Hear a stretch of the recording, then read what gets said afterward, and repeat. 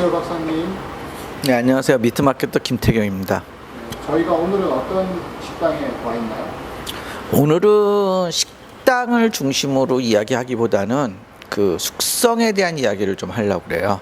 숙성은 여러 가지 숙성법이 있습니다. 그 중에 빙온 숙성법이라고 있어요. 이건 웨데이징 쪽, 그러니까 숙성을 크게 얘기하면 드라이에이징과 웨데이징으로 나누는데 그 웨데이징 방법이 여러 가지가 있는데 그 중 하나가 빙온 숙성법입니다. 그래서 그 빙온 숙성으로 한우의 2, 3등급 한우를 감칠맛 나게 만드는 식당이 있어서 그곳을 찾아왔습니다. 여기는 실질적으로 식당은 일종의 브랜드샵, 데모샵, 그리고 실질적으로는 상당히 큰 빙온 숙성 공장을 가지고 있어요. 그래서 우리나라에서 저는 가봤는데 아마 우리나라에서 그 냉수 침지를 하는 식당, 이거 냉수 침지법인데 그 중에 빙온을 유지하는 법인데는 가장 큰 곳이 아닌가 싶어요. 가장 간단한 방법이 이제 물 속에다 집어넣는 냉수 침지법인데 그 냉수 침지법은 잘 아실 거예요, 다. 근데 이제 그게 그 0도 이하로 관리가 되면 빙온 숙성이라고 할 수 있고요. 2도까지 올라가면 그거는 그냥 일반 냉수 침지, 우리가 흔히 아이스 에이징, 워터 에이징이라고 하는 거예요. 그러니까 워터 에이징 방법 중에 온도를 빙온대로 내린 걸 빙온 숙성이라고 얘기합니다. 맛에도 어떤 영향이 있나요? 실질적으로 숙성 기간을 좀 더 길게 가져갈 수 있기 때문에 단맛이, 감칠맛이 더 난다고 얘기를 해요. 그래서 일본에서들은 사람들은 이걸 단맛이 좀 진하게 난다라고 얘기하더라고요. 그러면 숙성도는 저희가 여기서 볼 수는 없지만 그 숙성도 자체의 어떤 기술도 조금 다른가요? 같아요. 단지 기계의 성능, 온도의 컨트롤 이런 차이가 있는 거지 이론은 똑같습니다. 그러니까 거의 같은데 이제 온도를 낮추고 유지하는 기술들이 좀 더 세밀하다고 보시면 되죠. 지금 우리가 쓰고 있는 그냥 수조에서 쓰는 거는 그래도 온도 편차가 있을 수 있고 또 영하로 내려가지 못하는 수조도 있는데 이거는 영하로 내려가면서 유지할 수 있는 그 온도를 일정하게 유지하는 게 웨데이징, 특히 빙온 냉수 침지 숙성에서 제일 중요한데 그것이 정교하게 되는 기술을 국산화했다고 얘기를 하더라고요. 이 회사에서는 그게 일본 기술인데 일본 기술을 도입하려고 그랬더니 이제 그게 기술 유출이다. 그래서 줄 수가 없다. 그래서 그거를 국산화한 식당이에요. 그렇죠. 사용하는 그 원유, 고기의 특징 같은 거는 혹시 아시나요? 그러니까 우리가 요즘 한우가 소비가 좀 안 되니까 2, 3등급 등심, 한우의 등심 가격, 등심 구이용 가격도 상당히 떨어지고 있어요. 툭불에 비해서. 툭불은 워낙 소비층이 견고하다 보니까 그렇게 많이 내려가지 않는데 그런 툭불을 숙성해서 드실 수가 있고요. 이 빙온 숙성, 이 웨데이징의 장점은 드라이에이징은 그 구이용만 할 수 있어요. 어떻게 보면 나머지 국거리나 불고기거리나 이런 것들 앞다리 뒷다리를 하기에는 조금 경제적인 손실도 있고 기술적인 문제도 있는데 웨데이징은 소 한 마리 전체를 다 할 수 있는 그 빙온 숙성은 그런 특징이 있기 때문에 고기를 좀 더 맛있게 먹을 수 있는 지방이 좀 적은 부위들에 대해서 조금 더 건강하고 맛있게 먹을 수 있다라고 생각하실 수 있을 겁니다. 지금 여기가 식당을 한 경험들이 적어갖고 제가 이제 이런 불판은 가정용이다. 이거를 조금 더 스페셜하게 만들려고 그러면 대도식당의 주물판이나 이런 것들을 이용해라. 그래야지 식당에 온 느낌이 든다라고 좀 이야기는 팁은 좀 드렸지만 아직까지 그렇게 고치는지는 모르겠네요. 그런 부분들은 좀 있습니다. 구워볼까요? 저등급, 2, 3등급 한우를 구울 때는 팬이 더 좋습니다. 제 생각일지 몰라도 제 개인적인. 그 다음에 이제 이 지방을 충분히 잘 활용하셔야 돼요. 이 지방이 충분히 녹아서 팬을 코팅시켜 줄 때까지. 그리고 수북하게, 그러니까 어떻게 보면 프라이가 될 수 있을 정도. 그러니까 고기 자체에 마블링이 없기 때문에 지방 향이 좀 풍미를 높이려고 그러면 이 지방을 상당히 좋은 지방을 써야 돼요. 그래서 흔히 두태 기름, 그래서 콩팥 기름을 주로 권하고 있습니다. 그래서 유명한 식당들, 우리나라에서 이 방식을 제일 유명한 게 대도식당인데 대도식당은 두태 기름을 써요. 근데 대도식당이 이제 1969년인가부터 시작을 했으니까 그 당시에는 우리나라 고기들이 마블링이 거의 없었거든요. 그러니까 그 기름 맛을 더하는 방법, 으로선 최상의 방법들을 찾아낸 거죠. 그래서 대도식당이 노포로 유명한 이유가 그런 겁니다. 그 시절에 그런 어떤 노하우들을 가지고 있었다고 보시면 되는 거죠. 한우가 이제 그 1970년대 중반, 90년, 80년대부터 서서히 이제 농사짓는 소에서 그 뭐랄까 육으로 바뀌어요. 일하는 소가 아니고 고기소로 바뀌는데 그 대도식당은 1969년 뭐 이렇게 70년대였으니까 70년대까지만 해도 소고기가 되게 질겼습니다. 그래서 재밌는 일화가 있어요. 1974년, 1976년경에 이제 미국에서 일본의 화우 종자를 가져갑니다. 정액을 가져가서 그 마블링 좋은 소고기에 대한 연구를 시작을 했는데 다행히도 한우 그 유전자는 안 뺏긴 거죠. 지금처럼 마블링이 좋았다. 그랬으면 아마 한우 유전자도 가져가서 연구를 했을 건데 그 당시에는 뭐 그 미국에 있는 프라임급보다도 저희 한우들이 지방이 더 없었으니까 다행히도 그런 어떤 뭐랄까 유전자 유출을 그 막을 수 있었다. 그래서 지금 일본 하우는 뭐 미국 하우, 캐나다 하우, 뭐 호주 하우, 덴마크 하우, 태국 하우까지 있어요. 그렇게 그래서 이제 그 나라 그 하우의 그 일본산 하우다라고 꼭 구분해야 되는 어떤 문제점들을 가지고 있는데 한우는 전 세계에서 오직 한국에서만 키우는 거죠.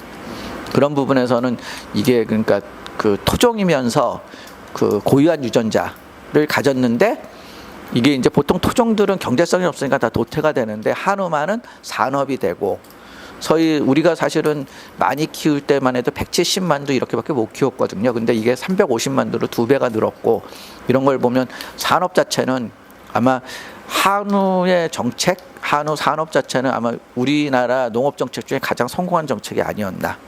그리고 이게 우리한테는 아주 큰 자원이라고 보시면 돼요. 한우 이야기는 재밌는 게 많아요.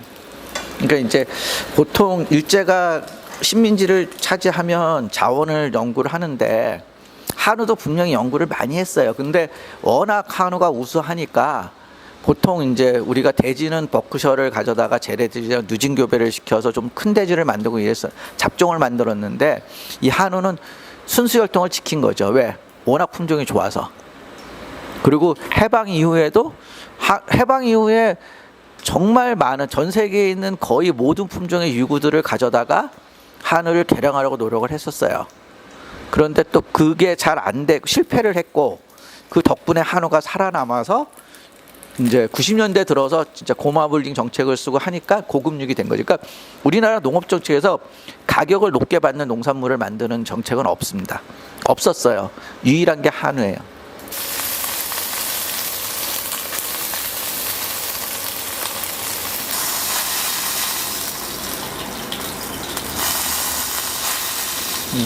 달라.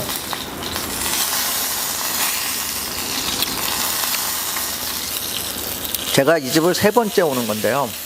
툭불은 기름 맛이기 때문에 우리가 예측한 맛에서 그렇게 벗어나지 않습니다. 늘 어느 식당을 가든 그 맛이 그 맛이라고 맛있는 맛, 그 맛이 그 맛, 풍미가 있고 기름이 가득한. 근데 이제 이 2등급이나 숙성육은 그때그때 맛의 변화가 상당히 있어요. 근데 여기 제가 3번째 오는데 사실 좀 놀랬어요. 이게 100g에 9,900원 하는 거거든요. 한우를 서울 시내에서 100g에 9,900원에 드실 수 있는 식당이 거의 없습니다. 근데 이 집은 그렇게 싸게 파는데 먹어보니까 숙성이 제대로 됐네였어요. 두 번 다 숙성이 제법 됐네. 그런데 오늘도 숙성이 아주 잘 된 편이에요. 그러니까 이 기술이, 그러니까 저는 식당을 운영하는 오퍼레이션은 뭐라고 평가를 못 하겠고, 그건 뭐 제 유튜브에서는 식당을 오퍼레이션을 평가는 별로 중요한 게 아닌데 고기를 다루는 기술에 있어서는 상당히 숙성 기술이 완성도가 높다라고 보시면 될 것 같습니다. 그 독일의 숙성육 책이 있어요. 드라이에이저라고. 그 책 보면 그런 얘기가 있어요. 안심은 숙성할 필요가 없다. 원래 원초적으로 부드러워서. 그런데 그건 조금 고기 숙성이라는 게 부드럽기만을 위한 게 아니고 풍미를 만들어내는 게 되게 중요한데 안심을 드라이징하면 상당히 많이 말라요. 그래서 우리가 티본 스테이크 할 때 티본 값이 비싸지는 이유인데 이 집에 안심이 되게 많이 잘 팔립니다 그러는데 이유가 있네요. 이 정도면 뭐 거의 완벽한 숙성에 안심에 최적화된 숙성법이라고 보시면 될 거예요. 한번 드셔보세요. 진짜 이거는 아마 고기를 조금이라도 먹어보신 분은 워낙 근데 사실 한우 안심은 세계 최고예요. 그건 뭐 저는 전 세계 어딜 다니면서 소고기 스테이크를 먹어봤지만 한우 안심만큼 완벽한 고기는 없는 것 같은데 오늘은 지금 이 한 점은 내가 먹어본 고기 중에 인생 고기라고 생각할 정도로 맛있어요. 그 유경은 고기 자체를 다루는 기술이 워낙 좋아서 고기가 원래 좋은 안심을 프레시한 상태로 우리가 경험할 수 있게끔 아주 잡내 없이 했던 거고, 이거는 에이징이 들어갔는데 에이징이 과하지 않게, 오늘 건 이거는 정말 안심에 최적화된 숙성법. 이게 진짜 맛있구나라는 걸 느껴질 것 같아요. 그러니까 왜 여기 오는 사람들이 이 안심은 숙성시키기가 되게 어렵습니다. 그리고 안심은 드라이징 잘 안 하거든요. 비싸서 티본 이외에. 근데 티본 집은 별로 없으니까. 근데 이거는 사실 안심을 숙성할 수 있는 가장 최적의 방법으로 숙성을 한 거예요. 그래서 좀 그러니까 부드럽지만 바디감이 약했던데 바디감을 충분히 끌어올려준. 저도 오늘 안심 처음 먹어봤는데, 이렇게 왜 숙성을 할 때 비교할 때 안심을 숙성해서 막 안심끼리 비교를 못 하거든요. 그러니까 대부분 등심을 놓고 비교를 하고, 이 집은 또 99,900원짜리 등심이 시그니처로 냈으니까 먹었는데, 이 안심은 어디 내려도 안 빠지는. 불고기는 이게 뭐 맥적, 설화역, 뭐 너비아니, 불고기, 우리 민족과 역사를 같이 한 뭐 참 오래된 음식 레시피인데, 근데 저는 확실하게 제 개인적인 정의지만 마이야르 반응이 일어나는 게 불고기예요. 불에 구우니까. 근데 이거는 마이야르 반응이 안 일어나요. 육수 불고기니까. 불고기 전골이죠. 그러니까 불고기 전골이 언제 나왔냐? 이런 서울식 불고기라고 얘기하는 것, 그것도 사실은 위에 이렇게 봉 끝에서 거기서는 마이야르 반응이 일어나고 또 야채 육수에 섞이니까 감칠맛이 훨씬 더 살아나는 거니까 맛있는데, 이게 약간 불고기 전골식으로 돼버린 거. 그리고 옛날에 서울식 불고기가 왜 속재에 굽던 불고기가 이렇게 번철에 굽게 됐느냐? 이건 물 먹인 소고기 때문입니다. 그러면 고기를 구우면 물이 떨어질 수밖에 없어요. 그래서 제 기억에는 저 어렸을 때 불고기를 먹으면 그냥 이렇게 육수를 안 붓고 그냥 끓이면 밑에 자작자작하게 국물이 나왔어요. 그게 아마 물 먹인 소였기 때문에 나왔겠죠. 근데 지금은 지금은 물을 먹이지 않으니까 육수를 부을 수밖에 없는데, 이런 식으로 구우면 이게 불고기 전골 끓여지는 거지, 이게 마이야르 반응이 일어나지 않습니다. 그러면 별로 고기가 가지고 있는 맛들, 마이야르 반응이 가진 풍부한 감칠맛, 풍부한 맛의 스토리들이 안 살아나는 거예요. 그래서 우리나라 불고기에 대한 평가가 상당히 가치가 낮아진 이유가 이런 연유인 것 같아요. 지금 이 집은 양도 많거든요, 사실은 불고기. 그리고 가격도 10,000원대니까 엄청 싸고, 그런데 조금만 모양만 바꿨으면 되게 인기 있는 불고기가 될 거예요. 아마 서울식 불고기처럼 우레옥식, 저는 그냥 냉정하게 얘기하면 우레옥식 불고기를 하면 우레옥은 37,000원입니다. 한우 불고기가. 근데 여기서는 아마 17,000원에 팔아도 될 거예요. 지금 저는 매입 가격, 도매 가격을 아니까. 그러면 불고기 2인분 시키고 셋이 와서 밥 3개 시키면 되니까 상당히 저렴한 객단가로 맛있는 밥들을 먹을 수 있죠. 여기서 된장찌개 하나만 서비스로 주면 게임 끝나거든요. 물론 마이야르 반응 자체도 어떻게 보면 마케팅의 일종이지만, 나중에 다시 설명하겠지만, 일단은 마이야르 반응이 일어나는 걸 불고기로 정의해야 되지 않나요? 왜? 불에다 굽는 고기라면. 이거는 불에다 끓이는 고기잖아요. 근데 이제 우리가 해방 전국에서, 전쟁 이후에 먹고 살기가 되게 어려우니까 여러 가지 일들을 벌려놓은 거예요. 그 중에 하나가 잘못된 형태가 이 불고기의 모습이라고 생각을 해요. 한우는 그냥 한우 순수한 맛, 간장만, 불고기 양념이 간단해요. 간장, 설탕 쓰거든. 그 정도만, 아주 서너 개밖에 안 들어가. 불고기 양념이 복잡하지 않아요. 심플한 양념으로도 충분히 맛있는 고기 맛을 느낄 수 있다는 거죠. 빙온 숙성이라는 거를 유행시켰던 게 이제 숙성도고 저고 그랬는데, 아마 저희하고 기술적에서는 거의 대등한. 이제 저희는 상당히 사람의 노력을 많이 했고, 여기 분은 기계공학적인 이해도가 높아서 기계화를 많이 장비화를 많이 시켰더라고요. 그런 차이가 있는데, 이제 원물의 매입력, 원물의 판단, 이런 것들이 고기의 맛을 좌우하기 때문에 저는 이런 놀라운 기술을 가진 데가 있어요라고 소개를 시켜드리는 거, 이 기술은 상당히 보급이 좀 많이 됐으면 하는 바람이 있습니다. 그래야지 우리가 좀 더 싸게, 쭉 보세요. 9,900원 100g. 이거 수입 삼겹살 가격이에요. 그러니까 수입 삼겹살 가격 그렇잖아요. 100g 9,900원은 수입 육집 이 동네 그냥 삼겹살 가격보다 쌀 거예요. 강남의 삼겹살 가격보다. 그것으로 한우를 즐길 수 있다는 건, 그것도 맛있는 한우를 즐길 수 있다는 거는 참 행복한 일이거든요. 우리는 늘 일상에서 한우를 접할 수 있으니까, 또 우리가 기쁜 날, 또 커뮤니케이션이 필요한 날, 뭐 접대, 대접으로 한우를 즐길 수 있으니까 그 한우를 먹을 수 있다는 건 참 행복한 일이라고 생각을 합니다.